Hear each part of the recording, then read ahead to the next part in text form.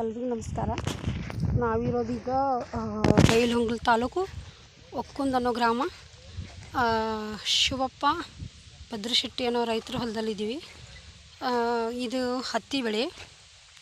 ಈ ಬೆಳೆಗೆ ನಾವು ಕೊಟ್ಟು ಒಂದು 6 ದಿವಸ ಆಯಿತು. DNC 90 ಕ್ರಾಪ್ ಸುಧಾ, ಡೋಜೆಟಿ, ಭೂಮಿ ಸುಧಾ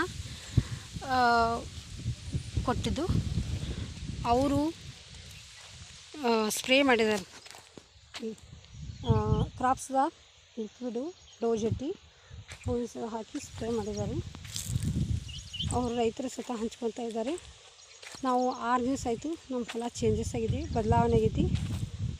ಪರವಾಗಿಲ್ಲ, ಇನ್ನು ಮುಂದಾದ್ರೆ ಬೆಳೆಗೆ ನಾವು ಮಾಡ್ತೀವಿ ಅಂಥೇಳಿ ಸ್ವತಃ ರೈತರ ಹೊಲದಲ್ಲಿ ನಾವಿದ್ದೀವಿ.